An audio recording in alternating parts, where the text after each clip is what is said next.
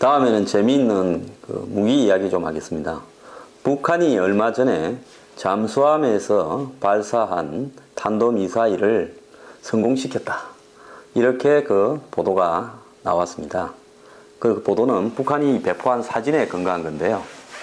이 사진을 놓고 미국 측에서는 북한이 수중 바지선에서 쌓아 올린 것이지 잠수함에서 쌓아 올린 것이 아니다. 이렇게 이야기를 했고, 한국군에서는 아니다. 북한이 성공한 걸로 보인다.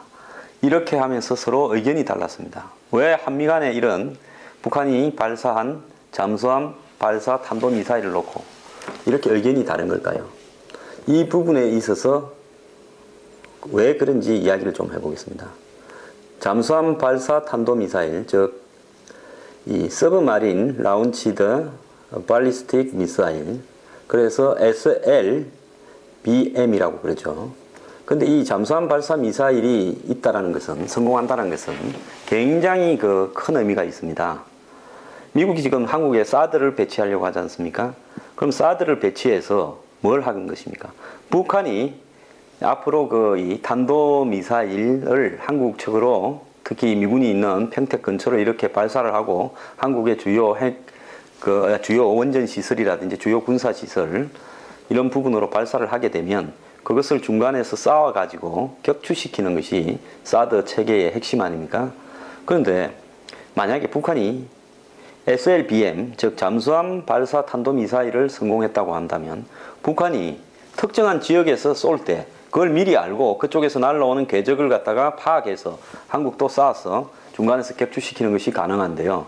만약에 잠수함에서 쏘는 게 가능해지면 이것은 굉장히 심각한 문제를 낳는 겁니다. 북한이 만약에 한국의 제주도쯤 내려와서 뒤에서 쏘게 되면 이것은 이 사드가 전혀 작용을 못하게 되는 겁니다. 북한 쪽으로 향하고 있던 사드가 뒤에서 올라오는 그런 어떤 탄도미사일을 어떻게 대응할 수 있겠습니까?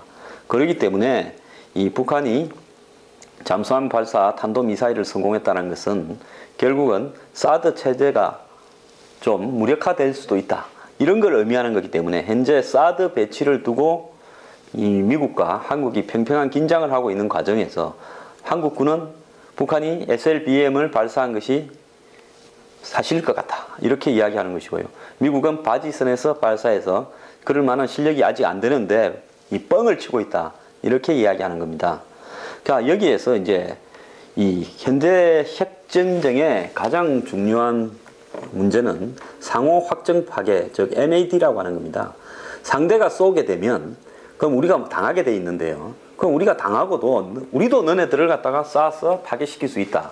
그런 어떤 부분을 갖다가 가질 수 있기 위해서는 항상 핵을 실은 이 비행기가 공중에 떠 있고 핵을 탑재하고 있는 잠수함이 바다 밑에 들어가 있고 또 인공위성에서 핵을 가지고 있다가 즉 북한이 남한을 쏴서 남한이 파괴된다면 전면적으로 남한 또한 이 미사일 이 잠수함이라든지 인공위성이라든지 비행기라든지 이런 데 분산시켜서 배치해 놓은 핵미사일이 북한의 평양을 향해서 날아갈 수 있다. 그래서 너도 죽고 우리도 죽는 거다. 그렇기 때문에 이게 핵 억제력으로 작용한다. 이것이 상호 확정 파괴라는 현대의 핵전쟁에 대해서 핵으로서 핵을 억제하는 원칙입니다. 그런데 북한이 만약에 이런 이 잠수함에서 발사한 탄도미사일, 즉 앞으로 북한이 이 핵을 소형화시켜서 탄도미사일에 탑재할 수 있다는 가정까지 하게 된다면 이것은 굉장히 위협적인 거죠. 여태까지의 북한에 대한 핵 억제 전략이 근본적으로 재검토돼야 되는 그런 부분인데요. 이 부분에서 북한이 이 시점에서 저런 사진을 배포한 것은 결국은 이 한국에 사드가 배치되는 부분을 겨냥해서 한미 간에 이견이 생길 수 있도록, 즉 이 한국의 사드 배치를 꺼리는 중국 측에 힘을 실어주는, 즉 이 사드라는 부분이 결국 우리가 잠수함에서 쏘게 되면 무의미하다, 이런 부분을 보여주기 위한 거라고 봅니다. 근데 잠수함에서 이 미사일을 쏘려면 아무 잠수함이나 되는 게 아니고요. 잠수함이 3,000톤급 가까이 커야 됩니다. 북한이 그런데 지금 그 정도 크기의 잠수함이 없습니다. 그래서 그 기존의 잠수함을 개량을 해서 그런 어떤 이 핵 발사, 미사일 발사가 가능한 그런 잠수함으로 만든다 그러는데, 이번에 북한이 진짜로 잠수함에서 발사한 탄도미사일이 성공했다는 것을 보여주려면 저렇게 이 사진을 보여줘서 되는 게 아니라요, 자신들이 조작한 것일 수 있는, 그러니까 동영상으로 잠수함에서부터 쏴서 날아가는 그런 동영상을 배포했다면 깨끗하게 북한이 이 SLBM이 성공할 수 있는 실력을 갖췄다라고 인정을 할 수 있는 거죠. 그런데 북한은 이 미사일이 발사되면서 나타난 각종 연기들이 이 발사 지점을 둘러싸고 있어서 정확하게 잠수함에서 발사된 것인지 알 수가 없는 그런 사진을 배포했고요. 또 그 북한이 발사한 그 이 탄도미사일 근처에는 A인선으로 보이는 물체도 있었던 것으로 사후 지적이 되고 있습니다. 그래서 북한이 SLBM을 성공했다라는 것은 현재 한국의 사드 배치를 교묘하게 교란하기 위한 어떤 부분에서 발표한 걸로 보입니다. 북한은 아직 SLBM을 할 능력이 되지 않는다는 것을 저도 동의합니다.